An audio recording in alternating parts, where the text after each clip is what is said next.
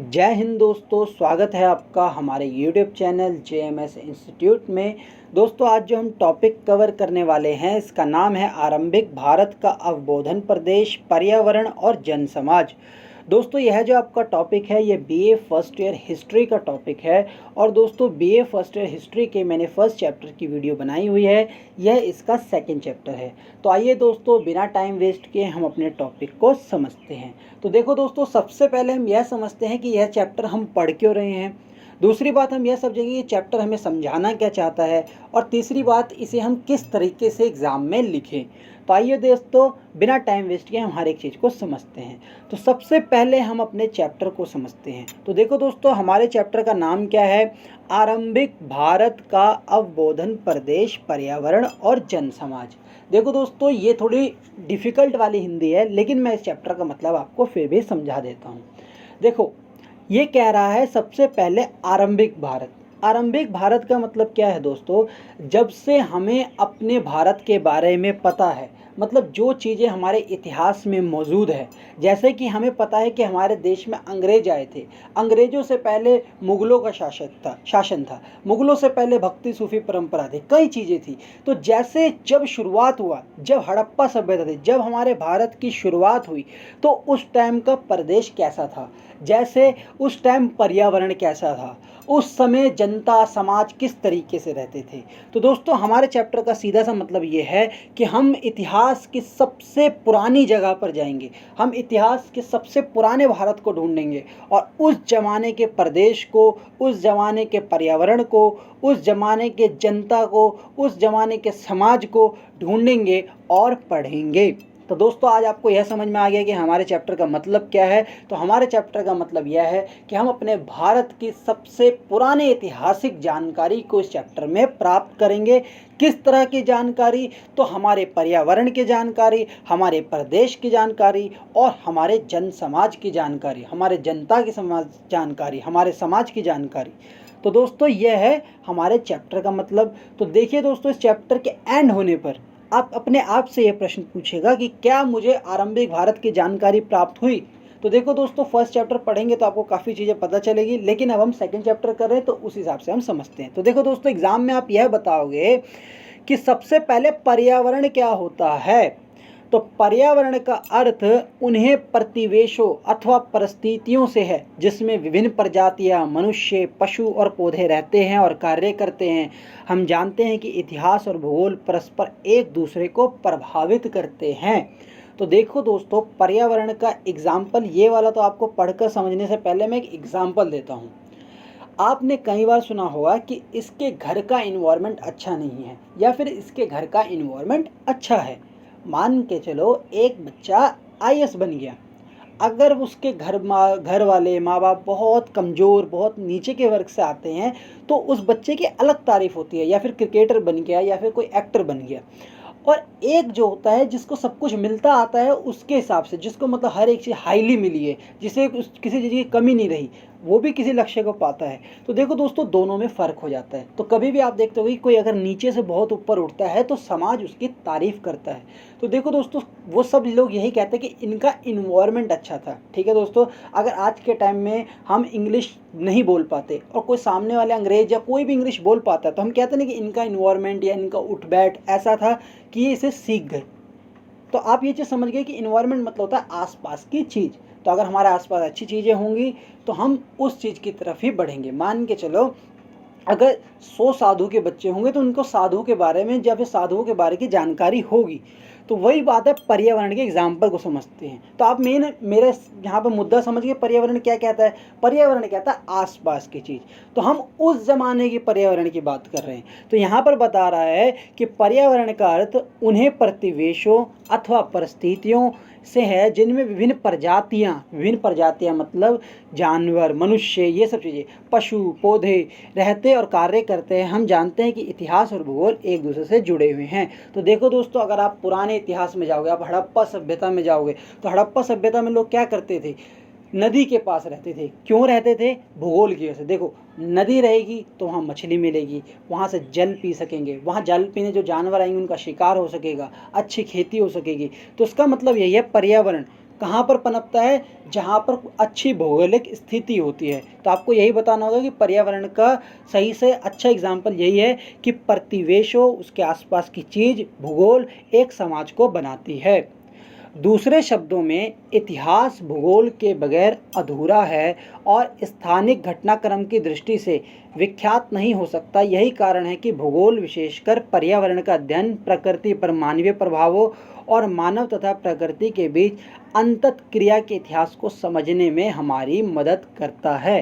देखो दोस्तों, अगर हम अपने भारत में ही देखें तो उत्तराखंड की तरफ और हमारे नीचे की तरफ, हमारे हरियाणा की तरफ, हमारे पंजाब की तरफ, अगर आप हर राज्य के व्यक्तियों को देखोगे तो कहीं पर किन्हीं के कद ज़्यादा है, कहीं पर किन्हीं का रंग अलग है, कहीं पर किन्हीं की वेशभूषा अलग है।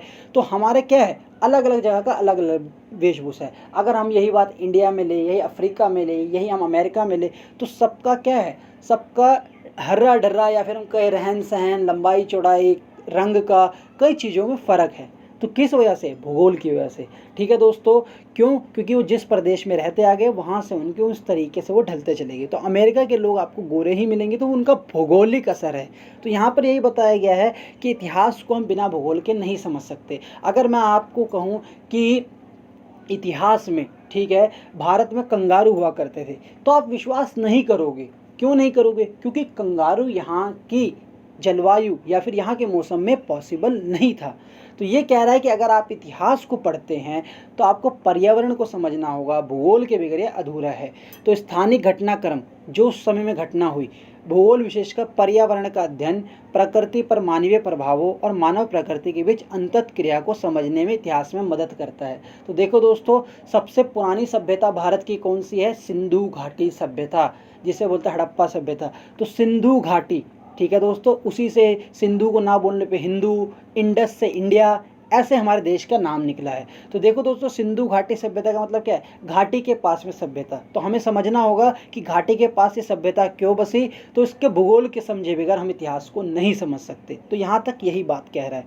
तो यहाँ पर आपको दोस्तों समझ में आ गया, भारतीय उपमहाद्वीप अनेक भाषाओं और संस्कृतियों का मिलन स्थल रहा, इसीलिए हमारे प्राचीन अतीत में विभिन्न प्रदेशों में सामाजिक संगठन और संक्रमण से संबंधित गवेषणों में जन समाज की भूमिका महत्वपूर्ण हो जाती है।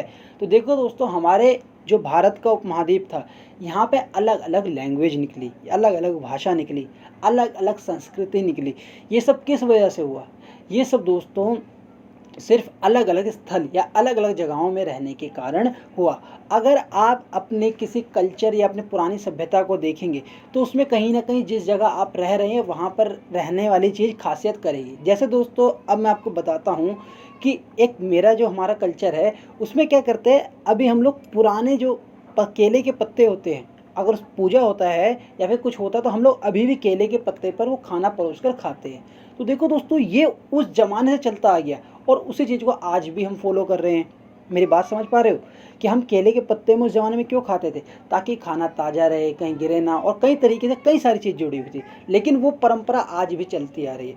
तो दोस्तों, यही बताया गया है कि हम जिस जगह पे रहते हैं, हमारा जो भारत है, इसमें अलग अलग सामाजिक संगठन, अलग अलग चीज़ें अलग अलग समय पे पनपती रही है। तो यहाँ पर दोस्तों आप इस मेन चीज़ को समझ गए। ये एक सिर्फ एग्जाम्पल है, या फिर आंसर लिखने से पहले आप एक तरह से कह सकते हो इंट्रोडक्शन में चीज़ें लिख सकते हैं। तो यहाँ पर आपको पर्यावरण समाज का मतलब समझ में आया। तो यहाँ पर पर्यावरण समाज का मतलब यही है, पर्यावरण हमारे भारत में सिर्फ भूगोल से हम समझ सकते हैं। पर्यावरण को समझना होगा तो हमें समझना होगा कि वहाँ की भौगोलिक स्थिति क्या थी, क्या उस ज़माने में रहने लायक थी। अगर मैं आज के टाइम में ये कहूँ कि जंगल में लोग बिना घर बनाए रहते थे, बिना आग की खोज के रहते थे, तो पॉसिबल है, क्योंकि फिर इंसान को जंगली जानवर मार देता। तो यही बात है, हमें हर चीज़ समझनी होगी। तो हमारा भौगोलिक स्थिति सही बताता है कि हाँ, सिंधु घाटी सभ्यता के पास लोग होंगे, ये सच है।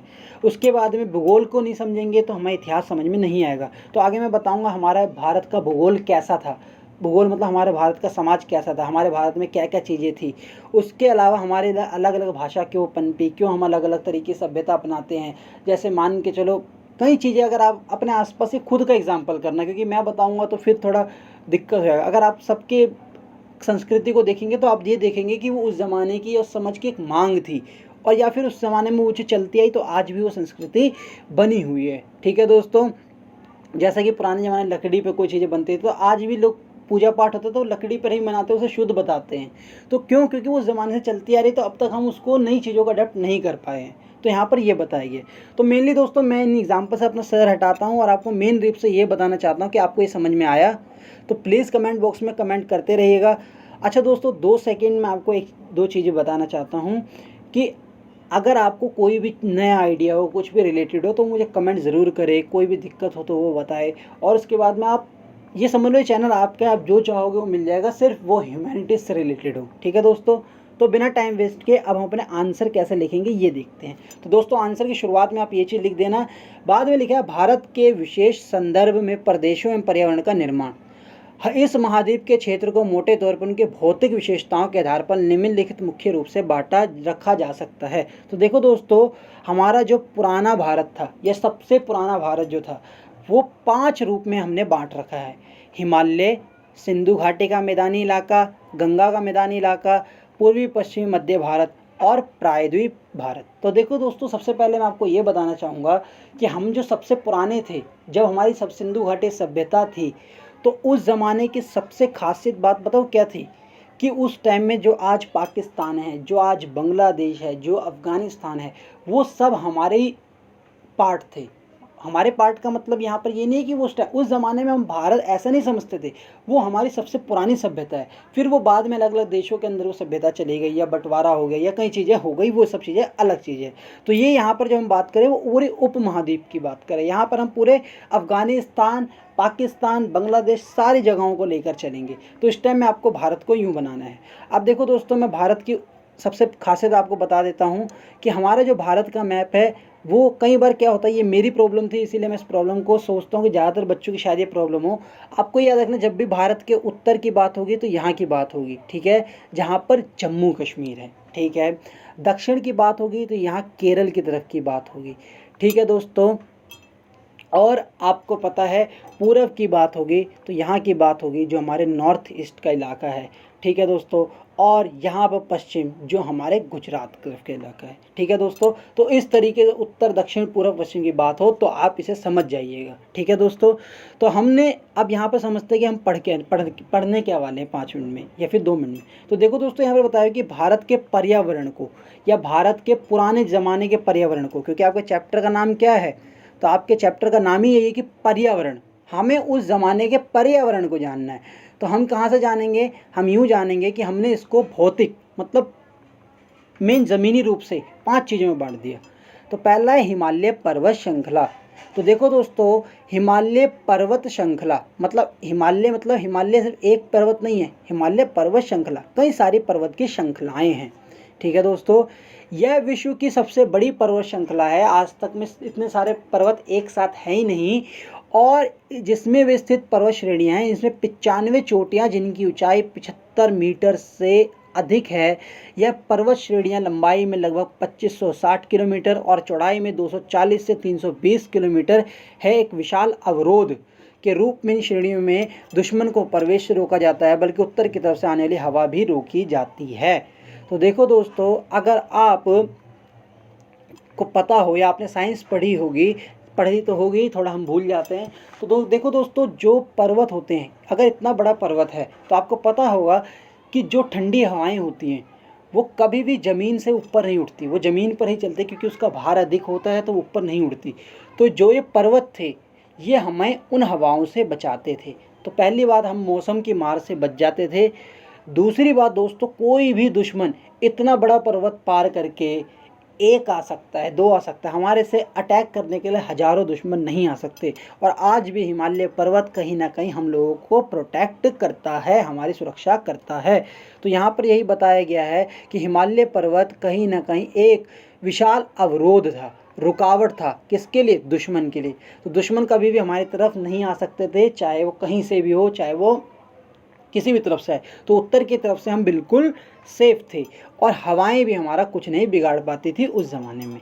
तो देखो दोस्तों, ये बात हो गई। अब कह रहे सिंधु का मैदानी इलाका ऊपरी हिस्से से समुद्र सिंधु मैदान में पंजाब के क्षेत्र भारत पाकिस्तान दोनों शामिल है। इस क्षेत्र में सिंधु नदी के 5 सहायक नदियों में एक विशाली कंधारी नदी का निर्माण किया है, जिसे उपमहाद्वीप का अन्न भंडार कहा जाता है। मैदान गंगा के डेल्टा में मिल जाता है और निश्चित सिंधु घाटी डेल्टा सिंधु का निर्माण करते हैं और उत्तर पश्चिमी बलूचिस्तान की पहाड़ियाँ दक्षिण पूर्व मरुस्थल के बीच अकेला कराते हैं और इसका चावल और गेहूं की खेती के लिए उपयुक्त प्रचुर कच्चारी मिट्टी का संपन्न है। तो देखो दोस्तों, अब मैं इन्हें पढ़ा था, अब इसे एक एक करके आपको समझा देता हूँ। तो देखो दोस्तों, यहाँ पर मेन रूप से ये बताया गया है कि आपको सबसे पहले मैं ये कहना चाहूँगा कि पंजाब भारत का अन्नदाता कहा जाता है। और दूसरी बात, पंजाब इसीलिए उसका नाम पंजाब है कि वो 5 नदियाँ, पंजाब मतलब पंज 5 आब नदियों का मिलन है। ठीक है दोस्तों, तो ये बताया गया। और आपको पता ही है कि भारत पाकिस्तान से जो पानी शेयर करता है वो भी सिंधु घाटी का पानी का शेयर करता है। तो यहाँ पर उस ज़माने में पाकिस्तान नाम की कोई चीज़ नहीं थी। तो ये बताया गया है कि उस ज़माने में ये क्षेत्र जो था 5 सहायक नदियाँ थी, 5 सहायक नदियाँ, विशाल कंधारी मैदान था और उपमहाद्वीप का अन्न भंडार। तो मतलब उस ज़माने में भी ये भारत का अन्न भंडार कहीं ना कहीं था। और आपको पता ही है डेल्टा क्या होता है। तो देखो दोस्तों, डेल्टा वो मिट्टी होती है जो बिल्कुल नदी के पास की मिट्टी होती है, जो बिल्कुल उर्वरक होती है, जिससे खाद, जिसमें कुछ भी डाला तो वो फसल उग जाती है, बहुत अच्छा देती है हमें, तो वो फसलें ख़राब नहीं होती। और बलूचिस्तान की पहाड़ियाँ, तो देखो दोस्तों, आज के टाइम में जो पाकिस्तान में बलूचिस्तान चला गया है, वहाँ की पहाड़ियाँ दक्षिण पूर्व में थार मरुस्थल के बीच अकेला करा दिया, चावल और गेहूं की खेती के लिए उपयुक्त था। तो ये समाज उस टाइम का हमारा पर्यावरण था। तो देखो दोस्तों, उत्तर की तरफ ये भी था, ठीक है, ऊपरी हिस्से। तो आपको ये समझना है ये भी उत्तर की ही बात कर रहे हैं। तो यहाँ तक आपको दोस्तों समझ में आ गया हमारा पर्यावरण कैसा था। गंगा का मैदानी इलाका उत्तर भारत के गंगा के मैदान को निर्माण हिमालय के आगे वाले भाग में गणित में कचहरी मिट्टी के जमाव और नदियों द्वारा जम कटाव से हुआ है। इन्हें 3 वर्गों में बांटा था, ऊपर, मध्य और निचली। तो देखो दोस्तों, यहाँ पर 3 हिस्सों में गंगा की नदी को बांटेंगे। यहाँ पर बताया कि उत्तर, तो देखो अगर आप उत्तर से तरफ देखोगे तो ये पूरा जो गंगा नदी है वो आपका वेस्ट बंगाल तक होती हुई निकलती है। तो कहीं ना कहीं यहाँ पर जो गंगा की नदियाँ थी वो यूँ सप्लाई कर रही थी अपना पानी, ठीक है। फिर उसके बाद में ये नदी हरियाणा बलूच की तरफ जा रही थी, तो ऊपर के हिस्से में पानी ही पानी था। तो पानी जब होता है तो वहाँ पर जीवन अपने आप ज़्यादा संभावना होती है जीवन की। तो कहीं ना कहीं इसी तरीके से बताया कि हम 3 हिस्सों में देख सकते हैं कि भाई जल किस तरीके से, या गंगा का जो मैदानी इलाका था वो किस तरीके से सहायक था। तो आपको ये समझ में आनी चाहिए जहाँ भी जल होगा वहाँ का कहीं ना कहीं आपको खेती इलाका काफ़ी सही मिलेगा। वहाँ पर चावल की खेती अच्छी होती है, क्योंकि थोड़ी ही बारिश होती है तो नदी का पानी वहाँ आ जाता है और चावल के लिए पानी की बहुत ज़रूरत होती है। गेहूँ को भी एक अच्छे खेत की ज़रूरत होती है जहाँ पर पानी उसे समय समय पर मिलता रहे। तो कहीं ना कहीं उस ज़माने में बहुत अच्छी ज़मीनें थी, यहाँ पर रहना बहुत आसान था या फिर बहुत जीवन संभव था। तो यहाँ पर इसीलिए इसी जगह को सिंधु घाटी सभ्यता, यहाँ पर रहने वाले समाज की या पर्यावरण की हम बात कर रहे हैं। तो दोस्तों, यहाँ पर आपको पर्यावरण पूरा समझ में आ गया। अब हम समझते हैं चौथा पॉइंट। देखो दोस्तों, पूर्वी, पश्चिम और मध्य भारत। अब देखो दोस्तों, बिल्कुल भारत के मध्य की बात हो रही है, ठीक है। पूर्वी प्रदेश के उड़ीसा के तटीय मैदान में या गंगा के डेल्टा के दक्षिण पश्चिम मध्य भारत की पहाड़ियों के पूर्वी छोर अवस्थित इस भूभाग की सबसे महत्वपूर्ण नदी महानदी है, जो अन्य नदियों से मिलाकर प्राचीन काशी प्रदेश में जल निष्कासित करती है। पश्चिम भारत भारतीय क्षेत्र के पश्चिम किनारों पर अवस्थित है। यह आधुनिक गुजरात का राज्य इस भूभाग को केंद्रीय प्रायद्वीप कठियावाड़ कहलाता है। उत्तरी गुजरात एक अर्धशुष्क क्षेत्र है, जबकि पश्चिम तट पर दक्षिण क्षेत्र उपजाऊ है। कच्छ का रण निम्न भूमि जो मानसून के दलदल में बदल जाती है। सौराष्ट्र का प्रदेश सिंधु में निकट, इसमें दूर पश्चिमी भागों के बीच परागमन का कार्य करता है। नर्मदा, तापी, साबरमती महान नदियाँ के मध्य भारतीय पहाड़ियों से कछारी मिट्टी लाकर इसका जमाव करते हैं, मैदान के निर्माण में सहायक है। तो देखो दोस्तों, यहाँ पर यही बताया गया है कि जो हमारा बीच का या फिर इस पूर्वी पश्चिमी जो इलाके हैं ये थोड़े अर्धशुष्क थे। अर्धशुष्क का मतलब होता है, और इसके बाद में ये आधे जो थे रण थे। रण मतलब यहाँ पर खेती संभव नहीं थी। तो गुजरात में जो रण के मैदान है या फिर अभी भी आप देखोगे तो ये सब जो जगह थी खेती के लिए उपयुक्त नहीं थी जितना कि ऊपर की थी। तो यहाँ पर यही बताइए ये जो भूभाग था कहीं ना कहीं इसमें बहुत नदियों का भी जो बहाव था वो कम ही था। और ये इलाके कहीं ना कहीं इसीलिए चल रहे थे क्योंकि यहाँ पे जो दक्षिणी मिट्टी जो यहाँ पर आ जाया करती थी पश्चिमी तट पर, वो काफ़ी कहीं ना कहीं सहायक होती थी मानसून के टाइम में। वरना वरना यहाँ पर साबरमती माही नदियाँ ही थी। और इस तरीके से हम गुजरात को कहीं ना कहीं यह कह सकते हैं कि वो थोड़ा हमारा शुष्क इलाका था, गर्म इलाका था, लेकिन मानसून के लिए वही इलाका हमारे लिए सहायक भी था। मध्य भारतीय क्षेत्र में दक्षिण बिहार, छत्तीसगढ़, पश्चिम उड़ीसा और पूर्व मध्य प्रदेश के भी क्षेत्र शामिल है। यह पहाड़ी प्रदेश है जहाँ पहाड़ियों की ऊंचाई अधिक नहीं है, लेकिन पहाड़ियों के बीच में खड़ी ढालें घाड़ियाँ एक दूसरे से होकर गुजरती है। अरावली को छोड़कर सभी पहाड़ियाँ पूर्व से पश्चिम की ओर जाते हैं। इस प्रदेश के उत्तर पश्चिम भाग में अवस्थित अरावली की पहाड़ियाँ दक्षिण पश्चिम से उत्तर पूर्व की फैली हुई छत्तीसगढ़ के मैदान ने ऊपर महादेवी से पानी मिलता है। इस प्रदेश के पूर्व में अवस्थित है नर्मदा और तापी प्रमुख नदियाँ हैं। तो देखो दोस्तों, अगर मैं भारत के इस हिस्से की बात करूँ, ठीक है, तो ये बता रहा है कि यहाँ के जो पहाड़ थे या फिर जो यहाँ की नदियाँ थी, ये पहाड़ नदियाँ वगैरह इन सबको बहुत सहायक मिलती थी, बहुत सहायता मिलती थी। और कहीं ना कहीं तो यहाँ पे ये बताइए कि दक्षिण बिहार, छत्तीसगढ़, उड़ीसा, मध्य प्रदेश, ये सब जो पहाड़, इन सब में जो पहाड़ी इलाके जो हैं, ठीक है दोस्तों, ये पहाड़ियों के बीच में खड़ी होती थी और यहाँ से हवा या फिर कोई भी चीज़ हो, जो ज़्यादा ऊंची पहाड़ी तो थी नहीं, अरावली को छोड़कर सभी बार पूर्व से पश्चिम की ओर जाती थी। तो पूर्व से पश्चिम की ओर जाते के मतलब समझते हो कि यहाँ पे पूर्व से पश्चिम की ओर जो है हवा या फिर जो जल का था वो बहाव था, ठीक है दोस्तों। अब पूर्व से पश्चिम होता है, जैसे जल का बहाव यूँ होता है चाहे यूँ होता है, तो ये वाली बात है कि अरावली को छोड़कर ये सारी पहाड़ियाँ इस तरफ एक दूसरे को सप्लाई या हेल्प करती थी। तो समझ में आ गया दोस्तों। तो कहीं ना कहीं हम यहाँ पर एक मेन चीज़ से अगर मैं आपको ये समझाना चाहूँ कि अगर हमारे भारत का यह हिस्सा है, ये तो नदियों से लबालब भरा हुआ है, ये सब आपस में नदियों से काम चला रहे हैं। जो हमारा ये हिस्सा था गुजरात को छोड़कर, ये सारी की सारी, ठीक है, जल का संचार इस तरफ करती थी। और कहीं ना कहीं मध्य का जो इलाका था भारत का, वो भी इन सब नदियों या फिर इन सभी जो गुजरात में, चाहे आपकी साबरमती हो नदी हो, चाहे उस टाइम में यहाँ से आपके जो अरावली पहाड़ी छोड़ के जो दूसरे पहाड़ थे उनसे जो नदियाँ निकलती थी वो सहायक थी। तो दोस्तों आपको ये नॉर्मली पता नहीं कि जितने भी पहाड़ हैं वो हमारी ज़्यादातर घाटी या फिर हमारे को नदियों में फ़ायदा पहुँचाते हैं।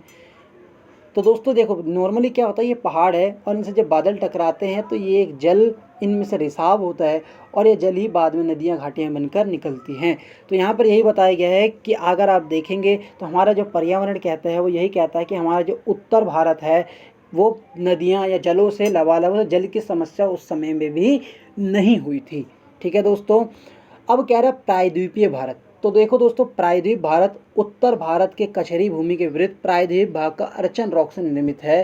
तो देखो दोस्तों, प्रायद्वीपीय भारत का मतलब, प्रायद्वीप मतलब क्या होता है, तो देखो प्रायद्वीप का मतलब होता है जो हिस्सा जल से भरा हो या फिर जो हिस्सा आसपास जिससे बाउंड्री टच ना होती हो। तो देखो दोस्तों, अगर आप भारत के, मैं मेरे को नक्शा बनाना नहीं आ रहा उस तरीके से माफ़ करिएगा। तो देखो दोस्तों, अगर हम भारत के इस हिस्से की बात करें, ठीक है दोस्तों, और इस हिस्से की, तो ये सारा हिस्सा का श्रीलंका को छोड़ दे तो ये सारा का सारा हिस्सा जल से है। तो इस हिस्से को क्या बोलते हैं, प्रायद्वीप। क्या बोलते हैं, प्रायद्वीप। वैसे प्रायद्वीप का इस्तेमाल इसलिए किया जाता है जिसके आसपास कोई ज़मीन ना लगती हो। सॉरी, प्रायद्वीप का मतलब होता है जिसका एक हिस्सा ज़मीन से और 3 हिस्से जल से टच होते हों, ठीक है दोस्तों। तो अगर आप हमारे भारत को देखेंगे तो हमारे भारत की सबसे बड़ी खासियत ये थी कि ऊपर से हम पहाड़ों से सेफ थे और तीनों तरफ से नदियों से सेफ थे। तो यहाँ पर दोस्तों आपको समझ में आ गया। प्रायद्वीपीय भारत उत्तर भारत के कछहरी भूमि के विपरीत प्रायद्वीप भाग अर्चन रॉक से निर्मित थे। तो देखो दोस्तों, इन रॉक या पत्थरों में खासियत क्या होती है, रॉक का मतलब पत्थर, पत्थर से हमें कई सारी खनिजें मिलते हैं। इस प्रकार की चट्टानें विश्व में सबसे पुरानी चट्टानें हैं और पाइस सबसे पुरानी चट्टान नाइस पट्टी ताज से 130 से 100 मिलियन वर्ष से अधिक की है। नीलगिरी और प्लानी की पहाड़ियाँ, तो देखो दोस्तों, जो आपने रामायण में हिस्सा देखा होगा जब, तो वो सारी जो पहाड़ियाँ थी या फिर जब श्रीलंका के पास के जिस इलाके में रहे थे वो यही पहाड़ियाँ थी। और उदाहरण है पूर्वी घाट ऐसे चट्टानों के अन्य वृक्ष, अरावली की पहाड़ियों दक्षिण और श्रीलंका समेत अपने त्रिभुजाकार आकृति वाले भारतीय प्रायद्वीप और प्रायद्वीपीय भारत से उत्तर के बीच का फर्क उनके उद्भव और उनकी भौतिक संरचना दोनों से दृष्टि से मौलिक हैं। संक्षेप में इस प्रदेश में दक्कन दक्षिण अध्यक्ष आए और पास के पड़ोस के तटीय मैदान शामिल है। तटीय मैदान पूर्व सुदूर दक्षिण से जुड़े हैं। पश्चिम में सतरे और मुंबई और पालघाट के बीच का उनका विस्तार। संस्कृति में ढक्कन अदितमा 3 बड़े प्रदेशों में विभक्त है जो मोटे तौर पर महाराष्ट्र, आंध्र प्रदेश, कर्नाटक में मेल खाते हैं। आंध्र प्रदेश कई प्रदेशों में विभाजित है, तेलंगाना प्रायद्वीप की बड़ी नदियां हैं। महाराष्ट्र में नर्मदा, आंध्र प्रदेश में कृष्णा और गोदावरी, तमिलनाडु में कावेरी। उनके पद में उत्तर प्रदेश युगों तक वाणिज्यिक और सांस्कृतिक आदान प्रदान करते रहे हैं। तो देखो दोस्तों, आज के टाइम में तो आंध्र प्रदेश, इन सब में कई सारे राज्य बन गए, वरना उस ज़माने में जो इलाके थे उस ज़माने में ये नदियाँ हमारे प्रायद्वीप को मदद करती थी। तो हमारा प्रायद्वीप आपको पता ना जल से पास कैसे है, तो यहाँ पर भी नदियाँ बहती थी। तो जैसे कृष्णा हो गई, तुंगभद्रा नदी हो गई, ये नर्मदा हो गई, ये सब नदी, कृष्णा हो गई, गोदावरी हो गई, ये सब ज़माने में जो बहा करते थे, जो आज भी हैं। तो सॉरी, इन नदियों में यह खासियत थी कि ये उस जगह के जल को या फिर उस जगह के जल की ज़रूरत को पूरा करते थे। तो देखो दोस्तों, आपको पता भी होगा कि आज भी उस इलाके में नदी को लेकर कितना झगड़ा है, या फिर नदी के जल को लेकर हर साल सुप्रीम कोर्ट अलग अलग फैसले सुनाता रहता है। तो वो इसी कारण।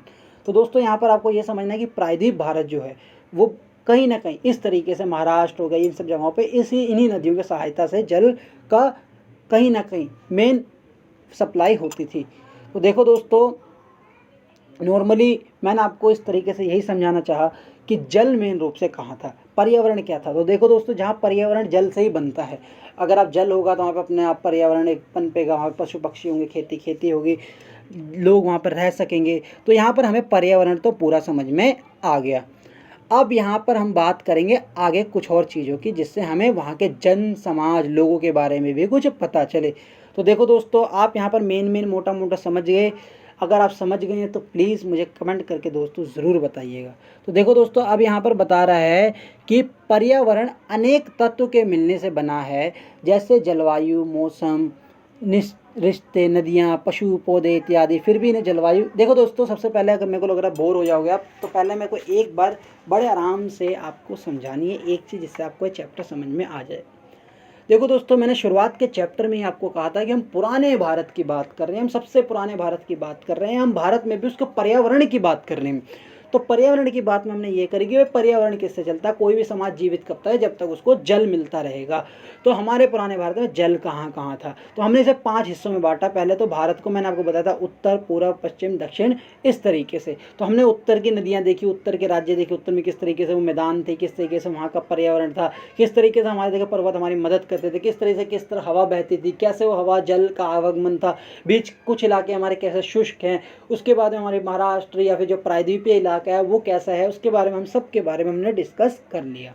तो दोस्तों, अब यहाँ पर आपको समझ में आ गया कि हमें जो है पर्यावरण का एक पार्ट समझ में आ गया। वो कौन सा पार्ट है? भूगोलिक। भूगोलिक मतलब हमें भूगोल से समझ में आ गया कि हमारा उस ज़माने का भूगोल कैसा था। उस ज़माने में अफगानिस्तान, पाकिस्तान, ये सब हमारे इलाके थे, या फिर जो हम उसका एक हिस्सा थे।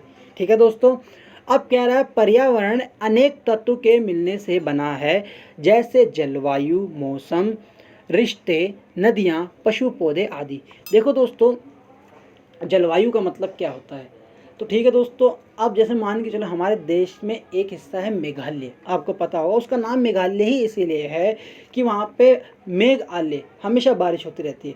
और हमारे देश में सबसे ज़्यादा बारिश कहाँ होती है? माउसीन राम में। कहाँ होती है? माउसीन राम में। तो दोस्तों, वहाँ की जलवायु क्या है? तो वहाँ की जलवायु नॉर्मल है कि वहाँ पे 3 सेंटीमीटर 2 सेंटीमीटर वर्षा डेली होती है।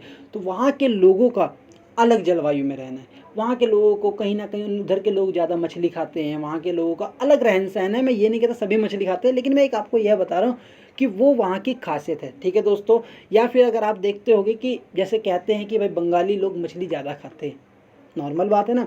तो क्यों खाते हैं इसके बारे में हमने देखा है, क्योंकि वहीं पर दोस्तों बंगाल की खाड़ी है और कहीं ना कहीं नदी उस ज़माने में थी। तो वहाँ के लोग उस ज़माने में मछली ज़्यादा इसीलिए खाते क्योंकि मछली लोगों का विशेष वहीं से भोजन इसीलिए मिलता था। ठीक है दोस्तों, तो कहीं ना कहीं यहाँ पर ये बताया कि तो जब हम उस चीज़ को लाते हैं तो हमें कहीं ना कहीं अच्छे लगने लगता है। ठीक है दोस्तों, तो कई सारी चीज़ें हैं। उसके बाद में आप देखते होंगे कि कहीं ना कहीं अलग अलग रहन सहन है, अलग पहाड़ के इलाकों में लोगों का खाना अलग, ज़मीन के लोगों का खाना अलग है। पहाड़ के लोगों को ज़्यादा भारी खाना पड़ता है, ज़मीन जो गर्म इलाकों में उन्हें कम अलग तरह खाते हैं। तो ये सब अलग अलग खासियत है। तो अब पर्यावरण में मैंने भौगोलिक चीज़ की बात कर ली। अब यहाँ पर बता रहा है कि पर्यावरण कई अनेक चीज़ों से बना है, नदियाँ, पशु, पौधे। तो देखो दोस्तों, अलग अलग पशु अलग अलग जगह पे मिलते हैं। आपको जम्मू कश्मीर के बर्फ़ के इलाके में, श्रीनगर में आपको गाय बर्फ़ के मैदान में थोड़ा ना मिलेगी, क्योंकि वो गर्म इलाके में रहने के लिए नहीं। आपको वहाँ भालू मिल सकते हैं, आपको अलग अलग जानवर मिल सकते हैं, लेकिन वो आपको यहाँ नहीं मिलेंगे। तो हर एक राज्य की या फिर हर एक जगह की अलग है। अगर मैं शेर को बर्फ़ में छोड़ दिया तो वो कितने दिन सर्वाइव कर सकेगा? नहीं कर पाएगा। तो यही बताइए कि हर एक जगह की अपनी अपनी खासियत होती है। हर एक जगह अलग नदी बहती है, हर एक जगह अलग पशु है, हर एक जगह अलग पौधे हैं। तो ये सब अपनी अपनी खासियत है। ठीक है दोस्तों, जो हमारे इधर बैट बनते हैं वो किस लकड़ी से बनते हैं, जो पहाड़ों में या बर्फ़ों में उगी हुई होती है, वो यहाँ से नहीं बनती। तो हर एक चीज़ की अपनी अपनी खासियत है। तो यही बताइए कि पर्यावरण कई चीज़ों से मिलकर बना है, कहीं गर्म हवा बहती है, कहीं कुछ तो वर्षा है, तो कहीं कुछ मौसम है। तो ये बताइएगा पर्यावरण का खासियत। अब कह रहा भारत का प्रादेशिक जलवायु राजस्थान के मरुस्थल से लेकर पृथ्वी के सबसे अधिक वर्षा वाले क्षेत्र शिलांग विशेषताओं से भरा है। अपनी उष्ण कटिबंधीय के बावजूद भारत के एक प्रदेश से दूसरे प्रदेश तक वर्षा और तापमान की घोर विषमता का एहसास होता है। यद्यपि भारत में जाड़ा, वसंत ऋतु, गर्मी और शरद जैसे पद पर आया जलवायु विधारक संक्रमण के लिए प्रयुक्त किए जाते हैं, लेकिन सही अर्थ में मौसम इन अनुक्रमों से मेल नहीं खाते।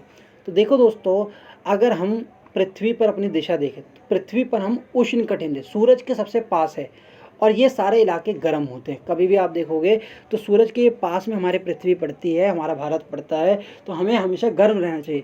लेकिन फिर भी हमारा जो है कहीं ना कहीं मेल नहीं खाता। क्यों? क्योंकि हमारे इधर अलग अलग जगह पर अलग अलग तापमान है, अलग अलग मौसम है, अलग अलग चीज़ें, अलग अलग रहन सहन है। तो देखो दोस्तों, अभी के टाइम में अगर आप साउथ की तरफ जाओगे तो अलग गर्मी है, अगर नॉर्थ की तरफ जाओगे तो वहाँ अलग तरह का मौसम है, अगर नॉर्थ वेस्ट ईस्ट की तरफ जाओगे तो वहाँ पे अलग है। तो अगर भी आपने अगर आजकल में अगर आपने हमारे प्रधानमंत्री नरेंद्र मोदी जी का भाषण लद्दाख में सुना होगा तो देखा होगा आपने, वहाँ पर वो जैकेट पहन के गए थे।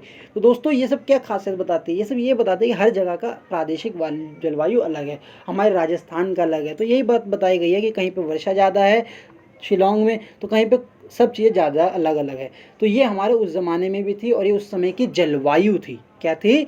जलवायु। तो पर्यावरण किस किस से मिलकर बना है? जलवायु, वर्षा, इन सब चीज़ों से मिलकर बना है। तो यही पर्यावरण की बात कर रहे हैं। इस प्रकार अपने इतिहास अतीत को समझने के लिए अधिवास और जीविका निर्वाह के प्रतिमान के संबंध में कई सारे सालों पुराने पर्यावरण में परिवर्तन का अध्ययन आवश्यक है। देखो दोस्तों, आज के टाइम में तो ये है कि हम फ्रिज से खाना रख लेते हैं, सेव कर लेते हैं, डब्बों में खाना 6-6 महीने तक सही रहता है। लेकिन उस ज़माने में ऐसा नहीं था। तो उस ज़माने में समझना होगा कि लोग कैसे रहते थे, किस मौसम में कहाँ रहते थे। जैसे मान के चलो कोई नदियाँ सूख गई तो उस टाइम में वो लोग क्या करते थे, जल तो मिलेगा नहीं, तो वो उस टाइम में कैसे रहते थे, हमें यह पता लगाना होगा। तो यहाँ पर बताया गया कि जीवन के प्रतिमान, कि वो जीवन निर्वाह कैसे करते थे, कैसे अपना रहन सहन करते थे। तो देखो दोस्तों, जो आप आज के टाइम में काजू देखते हो, किशमिश देखते हो, ये जो पुरानी चीज़, ये सूखे सेब देखते हो, मेवे देखते हो, ये उस ज़माने में इसीलिए रखे जाते थे कि बुरे समय में इन्हें खाकर गुजारा किया जा सके, क्योंकि ये ज़्यादा एनर्जी वाले होते थे और ये हमारी मदद काफ़ी करते थे। तो दोस्तों, ये मैं एक एग्जांपल दे रहा हूँ। तो यहाँ पर हमें यह समझना है कि अब हम ये समझेंगे उस ज़माने में कैसे था। तो देखो पाषाण काल, सबसे पुराना काल, पत्थरों का काल, शिकार संग्रह करना बहुत पसंद था। तो उस ज़माने के जो लोग थे, जो हमारे चैप्टर का मेन मतलब क्या था, तो हमारे चैप्टर का मतलब था आरंभिक भारत का अवबोधन, प्रदेश, पर्यावरण और जन समाज। तो प्रदेश हम समझ गए, पर्यावरण समझ गए, अब हम जन समाज समझ रहे हैं। तो देखो दोस्तों, उस ज़माने में जनता या समाज किस तरीके से अपना जीवन यापन कर रही थी। तो यहाँ पर बताया गया है कि भाई वो शिकार संग्रह करती थी, शिकार को इकट्ठा करती थी, जमा करती थी और प्राकृतिक संसाधनों पर निर्भर करते थे। वो और तरीके से नहीं करते थे, जल इकट्ठा नहीं करते थे, रखते नहीं थे, या फिर वो क्या करते थे, सिर्फ जैसा जलवायु, जहाँ जल मिला वहाँ जाते थे। उन्होंने कुछ अपना खुद कुछ नहीं बना रखा था। प्रकृति उन्हें कंदमूल, फल, शहद इत्यादि खाद्य वस्तुएं, पशु पक्षी, मछली आहार के लिए मारे जा सकते थे, उपलब्ध कराते थे। इसलिए जिस तरीके से अपना भोजन प्राप्त करते थे, प्रकृति के साथ उनके संबंध के स्वरूप को तो प्रभावित किया। प्रकृति विशेष नज़रिए से देखे तो पुरापाषाण, मध्य पाषाण, नव पाषाण कालीन उपकरण दर्शाते हैं कि इस युग के लोग अपनी ज़रूरत मुताबिक औजारों को अपना रूप देते थे।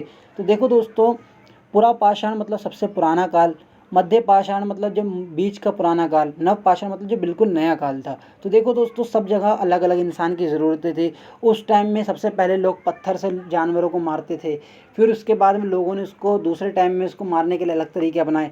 आज के टाइम में हम गोली पिस्टल से मार देते हैं। तो हर समय हमारा अलग अलग तरीके से हमने शिकार के लिए चीज़ें इस्तेमाल करी। तो वो यहाँ पर बताया गया है। नव पाषाण में मानव समुदाय ने जो गेहूँ, चावल, अनाजों की खेती कर अपना भोजन उत्पादन करना शुरू कर दिया। तो देखो दोस्तों, यहाँ पे बात हो रही है नव पाषाण की। तो याद रखना, जो पुरा पाषाण या मध्य पाषाण का समय था, उस टाइम हम ज़्यादातर खेती पर निर्भर नहीं थे। हम सिर्फ पेड़ पौधों और जानवर, या फिर हम कहें जो पशु पक्षी पर निर्भर थे। लेकिन जो नव पाषाण काल था, जो नया समय था, उसमें हम गेहूँ चावल उगाना सीख गए, उनका उत्पादन करना सीख गए, दूध मांस के लिए जानवर भेड़ों के साथ साथ पशु भी पालने लगे। तो 8000 ईसा पूर्व में जब हिम नदियों के परिवर्तन हुआ, जलवायु में परिवर्तन हुआ।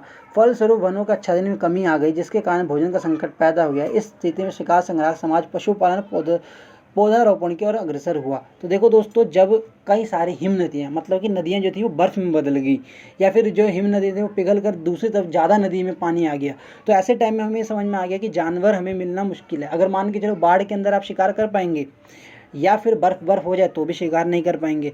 तो इसका मतलब क्या था, ऐसे टाइम में हमें क्या काम आएगी, खेती जो हमने पहले करके हमने अनाज रखा होगा।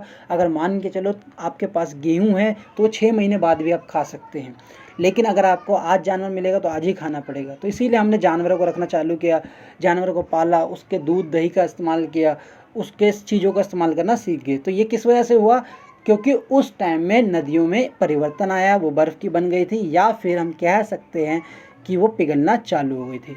इसका प्रमाण 6000 ईसा पूर्व पाकिस्तान के बलूचिस्तान प्रदेश मेहरगढ़ में प्राप्त हुआ। इन परिवर्तनों में यायावर शिकारी संग्राहकों को स्थानबद्ध कृषक के रूप में रूपांतरित कर दिया। तो देखो तो शिकार जो ढूंढ कर खाते थे और वहीं रहते थे, फिर अगला शिकार ढूंढते थे, उन लोगों ने अब क्या कर दिया, एक जगह पर रुककर खेती बाड़ी चालू कर दी। तो दोस्तों यहाँ तक आपको बिल्कुल समझ में आ गया। दोस्तों प्लीज़ कमेंट करके बताइए मुझे कि हम क्या कर सकते हैं, क्या नहीं कर सकते, कैसे हम अपनी चीज़ों पे ठीक कर सकते हैं। प्लीज़ दोस्तों, नहीं समझ में आ रहा, क्यों नहीं मन करता आपको वीडियो देख के, हमें किस तरह की इम्प्रूव की ज़रूरत है, ताकि मैं बेकार एक जगह मेहनत ना करता रहूँ। मुझे भी कई बार होता है ना कि हम बहुत बड़े पत्थर को धकेल रहे होते हैं, लेकिन हमें कोई बता दे तो हम उसे धकेलना छोड़ देते हैं। तो दोस्तों मेरी भी इस तरह से हेल्प करो, मुझे बताओ यार कि कैसे इस चीज़ को ठीक करूँ, मतलब क्या चीज़ है जो हम लोगों को मदद नहीं कर पा रही, या फिर क्या है जो मेरी तरफ से गलती हो रही है जिस वजह से हमारे सब्सक्राइबर नहीं जुड़ते, या फिर कई तरह की कोई भी प्रॉब्लम आती है XYZ।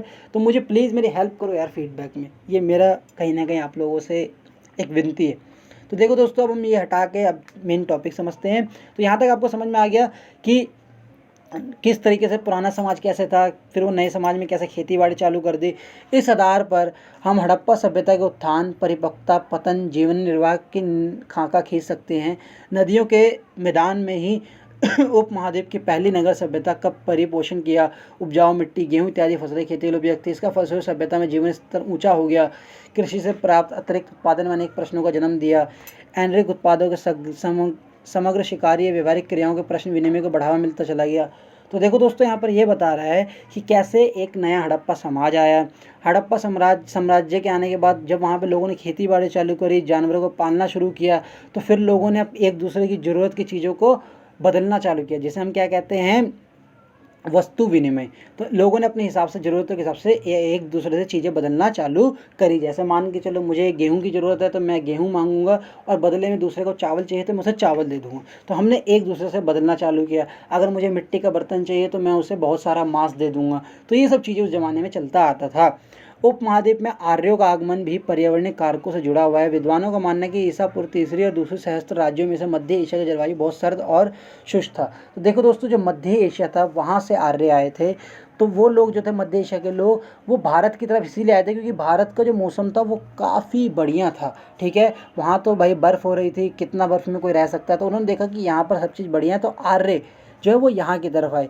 ठीक है दोस्तों, वैदिक काल के लोग सोम जैसे पौधों, इंद्र वर्षा देवता, वरुण जल के देवता, अग्नि भाग के देवता, पोषण मूल्य मवेशियों के देवता आदि की पूजा करते थे। इससे बताते पर्यावरण अपने वक्ताओं दानों को ध्यान रखते थे कि उदाहरण स्वरूप वर्षा नदी इत्यादि कृषि के लिए बहुत उपयोगी थी। तो देखो दोस्तों, आज के टाइम में या फिर उस ज़माने में लोगों ने पूजा इसीलिए चालू करी, वो अपने उस चीज़ को खुश रखते थे। जैसे मान के चलो आज के टाइम में भी मैं कई लोग देखता हूँ कि जो अपनी रोजी रोटी पे बैठते हैं, या फिर जो अपना काम धंधे पे बैठते हैं, वो उस चीज़ को चूमते हैं, उसकी इज्जत करते हैं, या उसको एक भगवान मानते हैं। तो उसी तरीके से लोग उस टाइम में भी भगवान मानते थे। पौधे के भगवान अलग मानते थे, वर्षा के भगवान अलग मानते थे। क्यों? क्योंकि वो उसी पर आधारित थे, उनका जीवन वही था। अगर वो चीज़ें नहीं होती, पर्यावरण नहीं होता, तो ये भगवान को नहीं मान रहे होते। तो यहाँ पर उन्होंने कहीं ना कहीं ये बताया गया है कि लोगों ने इसीलिए पूजा पाठ इन चीज़ों को चालू किया, क्योंकि उसका एक बड़ा कारण ये थे कि लोग इसी पर निर्भर थे। वर्षा नदियाँ इत्यादि कृषि के लिए बहुत उपयोगी थी, और आग का उपयोग जंगल की सफाई, घरेलू देशों के लिए होता था।